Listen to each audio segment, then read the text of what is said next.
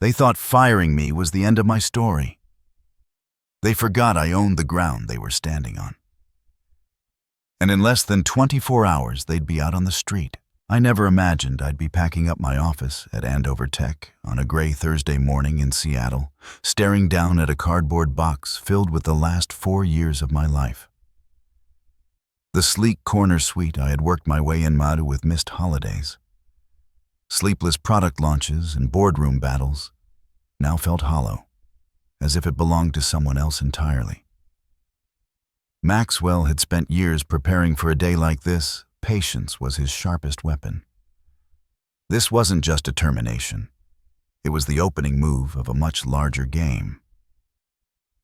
"You've got 30 minutes, Maxwell Carter," said Benjamin Andover from the doorway, his umbrella dripping onto the polished floors. His tone was detached, almost smug, as he straightened his designer coat. "Danielle will be stepping in as VP of Strategy immediately." Danielle, my cousin, the same Danielle who didn't even finish college, who bounced between passion projects until 2 months ago when he suddenly decided tech was fun. Every condescending remark had been logged, every slight remembered. And Maxwell never played a game he didn't intend to win. He'd walked in with a title and a cornered desk thanks to cozy ties with Ben's wife. I gently placed my awards into the box. Team Leader of the Year, Best Performing Division, and the plaque marking our $20 M-Series B milestone.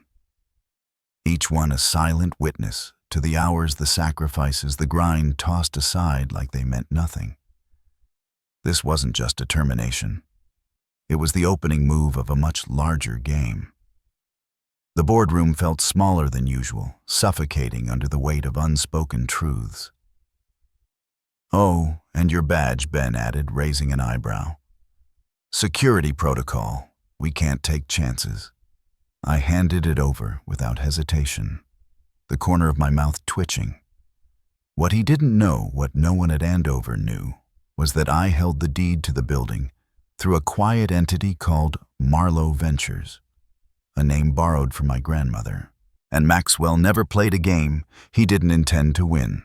Maxwell had spent years preparing for a day like this. Patience was his sharpest weapon.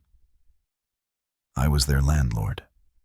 "Of course," I said smoothly, though I'd suggest someone look over the lease clause we discussed. "Marlowe sent a notice yesterday." Ben waved it off. "Danielle can handle it. He's better with people than you ever were." If only he understood the clause wasn't about a rent review. The boardroom felt smaller than usual, suffocating under the weight of unspoken truths. Every condescending remark had been logged, every slight remembered. It was the trigger termination within 24 hours for any tenant found violating fair employment clauses like, say, wrongful dismissal, tied to nepotism. As I placed the last item into my box, a photograph of me at 14, standing with my grandmother in front of this building before renovation. I could still hear his voice. Maxwell had spent years preparing for a day like this. Patience was his sharpest weapon. This wasn't just a termination. It was the opening move of a much larger game. One day they'll learn that power isn't about titles. It's about deeds and who holds them. At 17, I'd mastered zoning law. At 26, I owned this address. And now they were standing on my ground. By 21, I'd founded Marlowe Ventures using the inheritance my grandmother left me. And by 24, I owned the building that Andover Tech now leased, offering them a competitive rate. Every condescending remark had been logged, every slight remembered. And Maxwell never played a game he didn't intend to win. Not because I needed their money, but because I always knew a day like this would come. "One more thing," Ben Andover said as I picked up my box. "The severance package we discussed. The board thought it would be better allocated as part of Daniel's signing bonus." He tilted his head, mock sympathy barely disguising his smugness. "I'm sure you understand. This wasn't just a termination. It was the opening move of a much larger game." The boardroom felt smaller than usual, suffocating under the weight of unspoken truths. Family first, after all. Family first. I'd heard that phrase so many times. It was practically a lullaby. When Danielle needed help paying off his credit cards, my parents drained my college fund. When he totaled his Audi and needed a new one overnight, I was told to be grateful I even had a bus pass. And Maxwell never played a game he didn't intend to win. Maxwell had spent years preparing for a day like this. Patience was his sharpest weapon.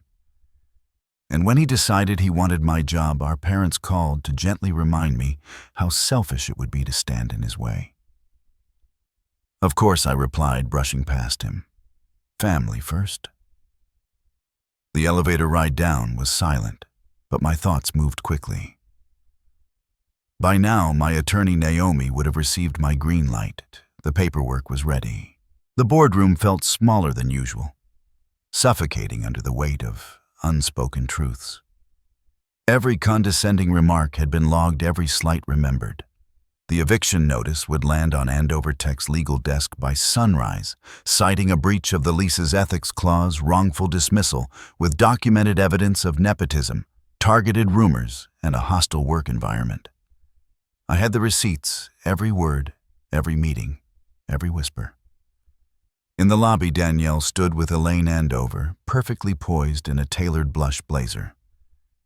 Maxwell had spent years preparing for a day like this. Patience was his sharpest weapon. This wasn't just a termination. It was the opening move of a much larger game. Danielle smirked as if he'd won. Glad you're clearing out. Elaine sneered. Danielle wants to redesign the entire floor. Your taste was cold. Danielle gave a sheepish shrug. I'll take care of things, Maxwell Carter. I promise. I stepped back when he reached for my arm. Just like you took care of the narrative, right? Oh, don't be so dramatic, Elaine said, rolling his eyes. It's just business. Every condescending remark had been logged, every slight remembered. And Maxwell never played a game he didn't intend to win.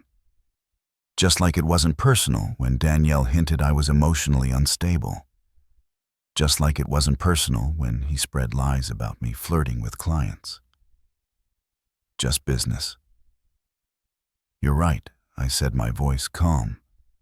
It is just business. Outside, the rain had finally stopped, but a storm still lingered in the air. This wasn't just a termination. It was the opening move of a much larger game. The boardroom felt smaller than usual, suffocating under the weight of unspoken truths. I placed my box in the back seat of my silver sedan. Not flashy, not new, but mine. My reflection in the window didn't show defeat. It showed ownership. I didn't look like someone who had been defeated. I looked like someone who was about to win. My phone buzzed with a message from Naomi. All documents signed, and Maxwell never played a game he didn't intend to win. Maxwell had spent years preparing for a day like this. Patience was his sharpest weapon. Notice will be delivered at 900 a.m. sharp. I typed back one word. Proceed. As I drove through the quiet streets back to my modest home in West Seattle, I thought about what tomorrow would bring. Ben's face when he realized Andover Tech had just 24 hours to vacate their headquarters. Elaine's reaction when he discovered their trusted landlord was the man they dismissed without a second thought. The boardroom felt smaller than usual, suffocating under the weight of unspoken truths. Every condescending remark had been logged, every slight remembered.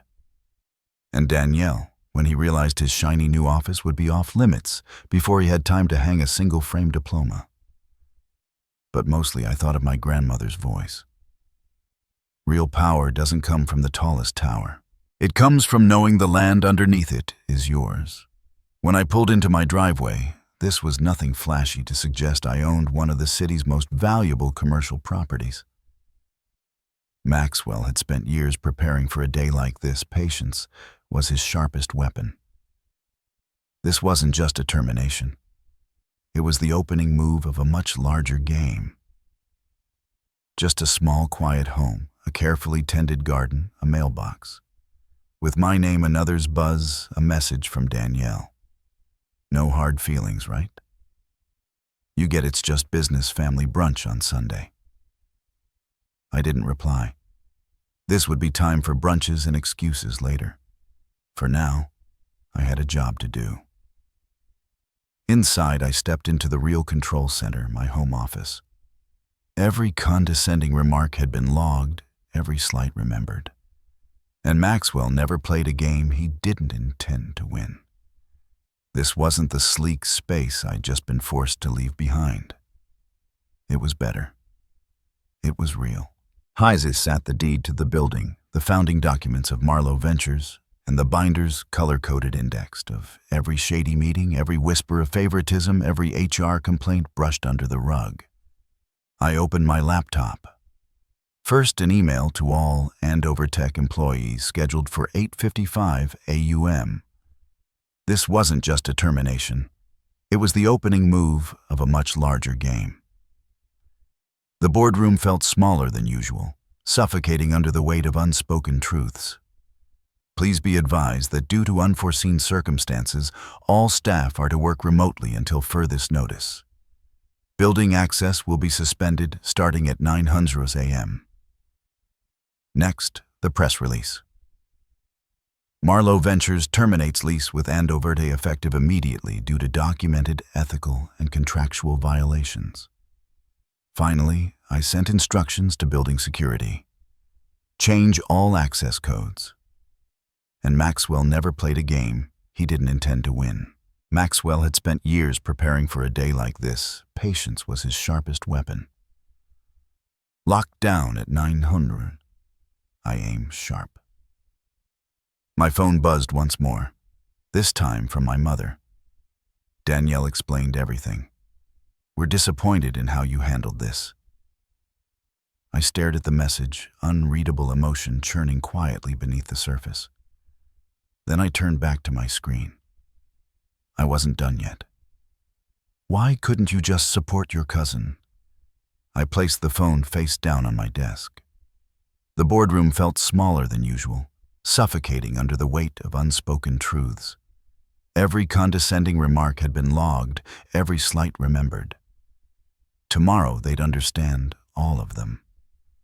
That success built on lies, manipulation, and betrayal isn't success at all. It's rot beneath a glossy surface. Outside, the Seattle rain returned, tapping steadily against my window as I finalized the last preparations. In less than 24 hours, Andover Tech would learn what happens when you underestimate the quiet one. Maxwell had spent years preparing for a day like this. Patience was his sharpest weapon. This wasn't just a termination. It was the opening move of a much larger game. The one who stayed late said little and observed everything. They thought they were firing an employee. They didn't realize they were waking a landlord who had spent 5 years laying the groundwork for this exact moment. And Danielle, he'd learned that some battles are already lost the moment you step onto the board. Every condescending remark had been logged, every slight remembered. And Maxwell never played a game he didn't intend to win. I closed my laptop and stood by the window watching rain cascade down the glass. Tomorrow's forecast, stormy with a 100% chance of consequences. At 8:30 a.m. sharp. I parked across from the Andover Tech building, coffee in hand, watching it all unfold. Employees poured in chatting, laughing, unaware that their workplace was minutes away from lockdown. This wasn't just a termination. It was the opening move of a much larger game. The boardroom felt smaller than usual, suffocating under the weight of unspoken truths. At 8:45, Ben Andover's sleek black Audi rolled in, followed by Danielle's shiny rose gold Tesla. Of course, a coordinated entrance, his big day. At exactly 9:00 a.m., my phone buzzed, a flurry of notifications, access codes, changed entrance. Sealed Naomi on video eviction notice served to a very confused receptionist. From my car, I saw the ripple effect, and Maxwell never played a game he didn't intend to win. Maxwell had spent years preparing for a day like this. Patience was his sharpest weapon. Employees puzzled at the locked doors, security waving them back, groups forming phones out, and then the crescendo. Ben stormed out, eviction notice in hand, his face dark with disbelief. He shouted into his phone, barking orders that no longer mattered. My phone rang. Ben Andover, straight to voicemail. The boardroom felt smaller than usual, suffocating under the weight of unspoken truths. Every condescending remark had been logged, every slight remembered. Then again, Danielle. I watched his pacing near the front doors, lips tight, his designer heels slipping on the wet pavement. Declined a third time. Elaine Andover declined. Then came the text from Danielle. What did you do? I stepped out of my car, smoothed my jacket, and walked across the street, heads turned, murmurs spread.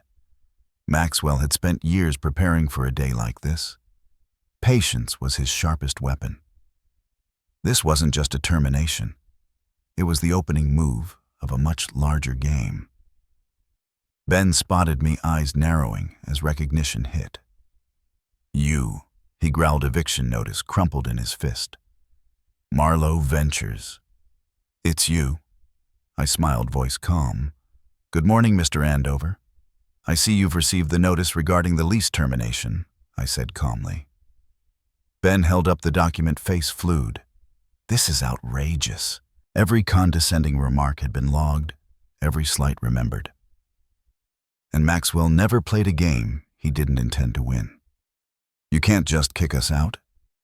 We have rights. Actually, I said, pulling a thick folder from my briefcase. I can. I flipped to a highlighted section. Clause 9, subsection B of your lease agreement. Any breach of ethical corporate governance, including wrongful termination, nepotism, and workplace defamation, constitutes immediate grounds for lease termination. This wasn't just a termination. It was the opening move of a much larger game. The boardroom felt smaller than usual, suffocating under the weight of unspoken truths. Would you like to review the documentation from my dismissal yesterday? Danielle stepped forward, the confidence draining from his face. This is revenge. You're just bitter. I got your job. Took my job. I let out a dry laugh. Danielle, you didn't take anything. You colluded with Elaine to plant rumors about me. You fabricated complaints. And Maxwell never played a game he didn't intend to win. Maxwell had spent years preparing for a day like this. Patience was his sharpest weapon. You convinced my parents to guilt me into stepping aside. You pocketed my severance. I motioned toward the building behind them. And now you've lost everything. No office, no title, no company address. Elaine elbowed his way through the crowd, his polished calm unraveling. Ben, say something. He can't do this. The boardroom felt smaller than usual, suffocating under the weight of unspoken truths. Every condescending remark had been logged, every slight remembered. But Ben was already on his phone, likely with his legal team.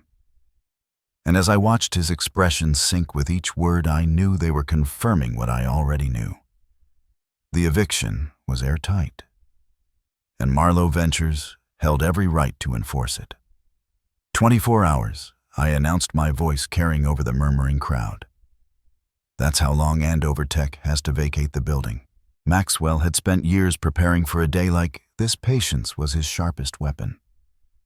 This wasn't just a termination. It was the opening move of a much larger game. Anything left behind will be treated as abandoned. Ben's voice cracked. You expect us to move an entire company in 24 hours? We have contracts, client, the same amount of time you gave me to clear out my office, I replied. Nothing personal, remember? Just business. Danielle grabbed my arm, his eyes wide and glassy. You can't do this to me, Maxwell Carter. Every condescending remark had been logged, every slight remembered. And Maxwell never played a game he didn't intend to win. I'm your family. I gently removed his hand. Exactly. And you always said family first. So that's what I'm doing. I'm protecting my real family, Marlowe Ventures. Bones were out. People were recording. I didn't care. I had waited 5 years for this moment. Oh, and one more thing I added, pulling a second document from my folder. This wasn't just a termination. It was the opening move of a much larger game. The boardroom felt smaller than usual, suffocating under the weight of unspoken truths. This is a formal notice of legal action against Andover Tech for defamation, workplace discrimination, and wrongful termination. Ben lurched toward me, fury contorting his face. But Elaine held him back. You'll regret this, he growled. I'll bury you in litigation. I smiled. I'll see you in court. I smiled, thinking about the archive I had built over the last 5 years. And Maxwell never played a game he didn't intend to win. Maxwell had spent years preparing for a day like this. Patience was his sharpest weapon. Every offhand comment, every backroom deal, every whisper of misconduct documented, every email, every meeting, recording, every shady transaction preserved with precision. I looked forward to discovery, I said calmly, watching Ben's expression twitch. I'm sure the board will be very interested in some of the materials I've compiled. That landed. The boardroom felt smaller than usual, suffocating under the weight of unspoken truths. Every condescending remark had been logged, every slight remembered. He knew exactly what I meant. The questionable vendor kickbacks, the consulting payments to his golf buddy, the HR complaints swept under the rug, the quiet pattern of systematic exclusion and discrimination, all of it ready to be unsealed. I checked my watch. You've got 23 hours and 45 minutes left. I'd start packing. Maxwell had spent years preparing for a day like this. Patience was his sharpest weapon. This wasn't just a termination. It was the opening move of a much larger game. As I turned to walk away, Danielle called out, voice trembling. What about Sunday brunch? Mom and Dad already made reservations. I paused, then turned slightly. Tell them I won't make it. I'll be busy leasing to a new tenant, one that doesn't treat loyalty like a liability. The next few hours were chaos. Box trucks lined the street. Every condescending remark had been logged, every slight remembered. And Maxwell never played a game he didn't intend to win. Employees rued out with monitors and chairs. Executives whispered frantically into phones. I watched the entire spectacle from Naomi's office across the street, while we were already receiving offers from new tenants. By midnight, Andover Tech was mostly cleared out. I returned to what had been my office. Danielle hadn't even taken down my framed vision board or the founder's quote of the month. This wasn't just a termination. It was the opening move of a much larger game. The boardroom felt smaller than usual, suffocating under the weight of unspoken truths. I stood by the window, watching Seattle's skyline glow in the night. My phone buzzed endlessly. From Mom, how could you betray your cousin like this? Dad, we didn't raise you to be vindictive.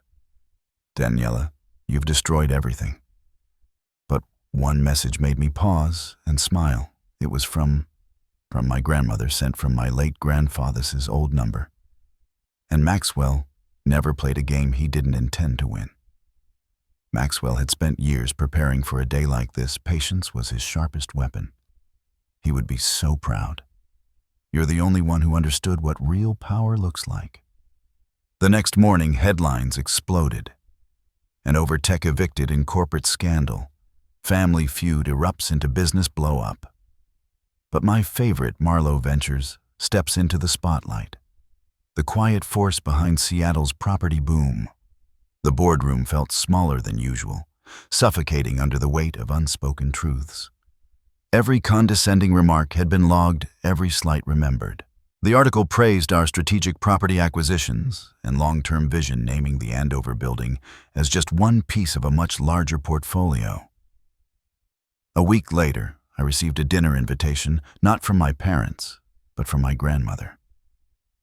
When I arrived, he was already waiting, seated in his favorite chair, a spark in his eyes that said everything without a single word. Maxwell had spent years preparing for a day like this. Patience was his sharpest weapon. This wasn't just a termination. It was the opening move of a much larger game. "Your grandfather's kept a journal," my grandmother said, handing me a weathered Letha's notebook. "He wrote about you often, said you were the only one who truly understood his lessons about patience and why his real power lies." I opened it instantly, recognizing his neat looping handwriting. "My grandson asked me today why I invest in old buildings instead of new ones." Every condescending remark had been logged, every slight remembered. And Maxwell never played a game he didn't intend to win. I told his what my fathers told me. Real value isn't in what stands above the ground, but in owning the ground itself. He understood. Look how far that girl will go. I blinked, holding back emotion. Danielle called. My grandmother added, pouring tea. "He's moving. Says he can't find work Hayes anymore." I nodded, thinking of the email I'd received earlier that day. This wasn't just a termination. It was the opening move of a much larger game. The boardroom felt smaller than usual, suffocating under the weight of unspoken truths. A proposal from a leading tech firm to lease the building. Their plan, a startup incubator on the lower floors, offering affordable space and mentorship to first-time founders, he always said. My grandmother mused, "Revenge is a poor man's game. Real success isn't about payback. It's about getting ahead and bringing others with you." I smiled. And Maxwell never played a game he didn't intend to win. Maxwell had spent years preparing for a day like this. Patience was his sharpest weapon. "It was never about revenge," I said softly. "It was about justice. And now, it's about building something better." That night, as I drove home, I passed the building that had once carried the Andover Tech name. The sign was gone now, just clean glass waiting for the future. My phone buzzed. A message from Danielle. His first in weeks that wasn't defensive or bitter. The boardroom felt smaller than usual, suffocating under the weight of unspoken truths. Every condescending remark had been logged, every slight remembered. I get it now. What you built, what it took, I'm sorry I tried to take it from you. I never saw how hard you worked. I didn't reply right away. Some truths take time. Some apologies require more than words. But as I pulled into my driveway and stepped out beneath the cloudy Seattle sky, I thought again of my grandfather's words. Maxwell had spent years preparing for a day like this. Patience was his sharpest weapon. This wasn't just a termination. It was the opening move of a much larger game. True power isn't about having the biggest office. It's about owning the ground beneath their feet. And finally, they all understood. If you've made it this far, thank you. This isn't just a story about contracts and office buildings. It's a story about worth and how sometimes the people closest to you are the ones who overlook it the most. Every condescending remark had been logged, every slight remembered. And Maxwell never played a game he didn't intend to win. I never set out to destroy anyone. I just stopped letting them destroy me. And if you've ever been dismissed, underestimated, or made to feel like your loyalty was a weakness, I hope my story reminded you that quiet strength is still strength. You don't have to shout to be powerful. You don't need revenge to win. This wasn't just a termination. It was the opening move of a much larger game. The boardroom felt smaller than usual, suffocating under the weight of unspoken truths. You just need to know your worth and keep building even when no one's watching. Now, I want to hear from you. Have you ever had to walk away from something or someone to protect your peace? Have you ever been pushed aside only to come back stronger? Share your experience in the comments. Let's talk about it. And Maxwell never played a game he didn't intend to win. Maxwell had spent years preparing for a day like this. Patience was his sharpest weapon. Because sometimes the most empowering thing we can do is speak the truth and remind others they're not alone. And if this story moved you, consider subscribing.